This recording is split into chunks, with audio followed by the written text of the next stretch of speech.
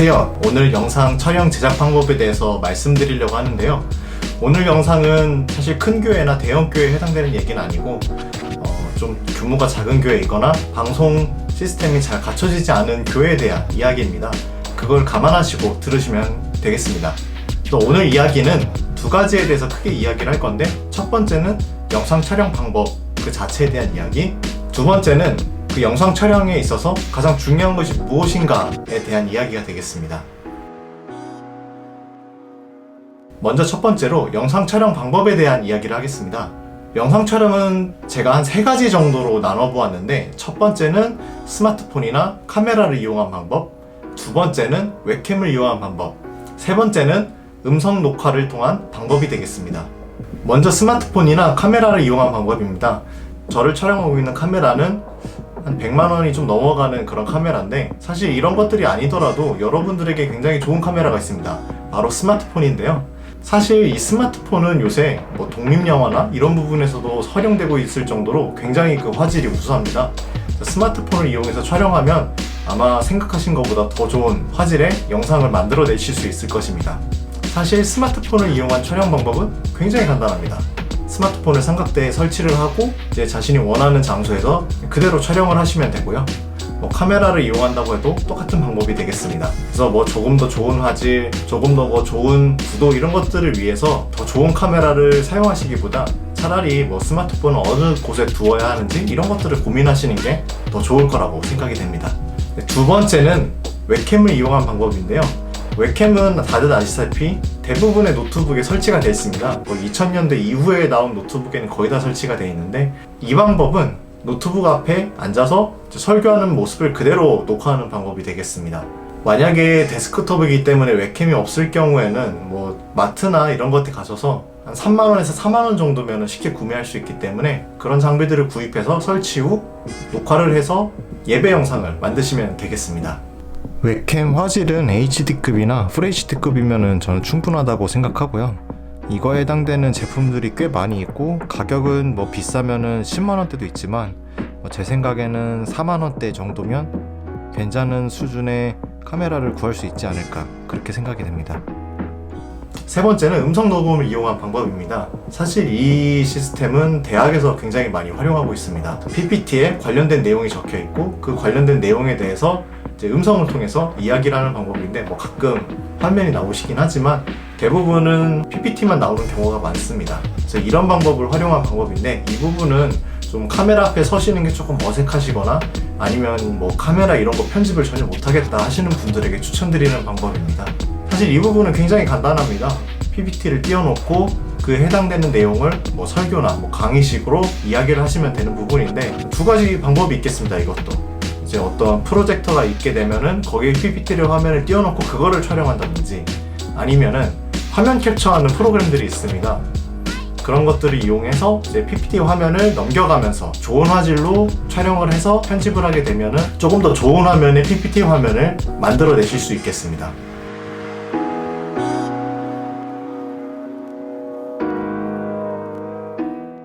영상 촬영 방법이라고 말씀을 드렸는데 생각보다 내용이 너무 짧죠. 사실 기술적인 내용은 다른 유튜브 채널이나 다른 지인분들이 더 잘 알고 계시기 때문에 이런 부분까지 제가 말씀드리는 건 불필요하다고 생각이 들어서 간단하게 방법론적인 것만 대해서 이야기를 해드렸습니다. 그래서 이 영상은 이 다음에 나오는 내용에 조금 더 비중을 두고 만들었기 때문에 그 다음의 내용에서 좀 더 자세하게 설명해드리겠습니다.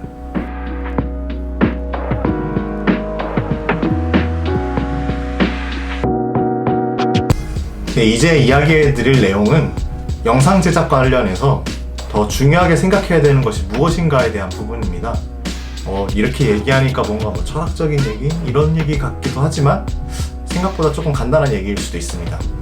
먼저 첫 번째, 예배 영상에서 가장 중요한 것은 화질보다는 음질이라는 겁니다. 사실 화질에 대해서는 스마트폰도 요새 거의 2천만 화소가 다 넘어가죠. 제 카메라 같은 경우도 지금 한 2천만 화소 정도인데 꽤 괜찮은 화질이 나오고 있잖아요. 그래서 화질에 대해서는 거의 걱정하시거나 고민하실 필요가 전혀 없다고 생각을 합니다. 그래서 가장 고민해야 될 부분은 음질입니다. 지금 이 영상 같은 경우에는 지금 로데사에 7만원 정도 하는 마이크를 사용해서 좀 수음을 하고 있습니다. 사실 이거보다 더 좋은 마이크를 쓰면 더 좋은 음질로 목소리가 녹음되겠지만 사실 이 정도만 돼도 저는 충분하다고 생각하기 때문에 활용하고 있는데, 예배 영상 만드는 데서 이렇게까지 한 7만원 정도 하는 장비까지는 필요 없다고 생각합니다. 대부분 거의 예배당에서 촬영하시는 분들이 많을 겁니다. 아니면 목양실, 아니면 사무실, 집에서 촬영하시는 분들이 있는데 자칫 잘못하면 울리는 소리가 들어올 수 있기 때문에 저는 차라리 이거보다는 핀 마이크, 그리고 제가 지금 가장 추천드리는 스마트폰을 구입했을 때 딸려오는 번들 이어폰을 이용하는 방법입니다. 먼저 핀 마이크 같은 경우는 이제 방송국에서 많이 쓰이죠. 아나운서 분들이나 또는 기자, 아니면 이제 연예인 분들이 옷깃 같은 데에 조그맣게 꽂아놓는 그런 마이크가 있는데 바로 그 마이크를 말합니다. 방송국에서 쓰니까 굉장히 비싼 마이크거나 이렇게 생각하실 수 있는데, 마트 같은 데 가시면 많아야 3만원? 그 아래 정도로 아마 구입하실 수 있을 겁니다. 인터넷에서는 더 싸게 사실 수 있을 거고요. 그런 핀 마이크를 이용하게 되면 굉장히 좋은 음질을 녹음할 수 있습니다. 물론 그렇게 되면 촬영하는 스마트폰이 하나 있어야 되고, 또 이제 목소리를 녹음해야 되는 스마트폰이 하나 더 있어야 되는 불편함은 있습니다. 하지만 좋은 음질을 위해서라면 저는 이 정도 스마트폰 2대 활용하는 것 정도는 크게 불편한 거라고 생각하지는 않습니다. 그래서 촬영과 녹음을 동시에 하게 되면 좋은 화질과 좋은 음질의 영상을 만들어낼 수 있을 거라고 생각합니다. 자, 두 번째는 스마트폰을 구입할 때 같이 딸려오는 번들 이어폰입니다. 저 같은 경우는 이제 이렇게 생긴 이어폰을 사용하고 있는데요. 사실 이 이어폰도 가까이에서, 입에서만 가까이에서 쓰면은 굉장히 좋은 음질을 확인할 수 있습니다. 한번 비교 영상으로 제가 보여드릴게요. 나의 형제자매 여러분, 누가 믿음이 있다고 말하면서 행함이 없으면 무슨 소용이 있겠습니까? 그런 믿음이 그를 구원할 수 있겠습니까? 어떤 형제자매가 벌벗고 그날 먹을 것조차 없는데 여러분 가운데서 누가 그들에게 말하기를 평안히 가서 몸을 따뜻하게 하고 배부르게 먹으십시오 하면서 말만 하고 몸에 필요한 것들을 주지 않는다고 하면 무슨 소용이 있겠습니까? 이와 같이 믿음에 행함이 따르지 않으면 그 자체만으로는 죽은 것입니다. 네, 어떠신가요? 좀 차이가 느껴지시나요? 7만원 정도 하는 저 마이크와 그리고 이제 번들 이어폰의 차이. 사실 마이크는 목소리가 가까울수록 더 좋은 음질을 냅니다. 좋은 마이크를 쓰는 이유는 음질의 차이도 있겠지만 멀리 있는 대상의 소리도 더 잘 잡아내기 위해서, 때로는 노이즈의 소리를 더 감소시키기 위해서 활용하는 방법이 많은데, 저는 추가적인 비용이 들지 않고 이렇게 이어폰을 활용하는 방법을 굉장히 적극 추천드립니다. 네, 다음으로는 예배 컨셉에 대한 부분입니다. 사실 대부분의 교회 예배 영상들이 예배당이나 강대상 앞에서 촬영되는 경우가 굉장히 많죠. 그런 부분에 대해서는 교회에 나와서 예배를 드린다는 기분을 줄 수 있다는 것은 좋다고 생각합니다. 근데 가끔 어쩌다 한 번씩은, 이게 매번 이렇게 하라는 건 아니죠. 어쩌다 한 번씩은 야외에서 예배하는 것처럼 카메라를 들고 나가서 야외에서 촬영을 한다거나, 아니면 집에 있는 가족분들이랑 같이 이야기하는 것을 통해서, 또는 토론하는 것들을 통해서 설교가 될 수 있다고 저는 생각을 합니다. 물론 이제 그렇게 되면 어떤 큰 흐름은 있어야겠죠.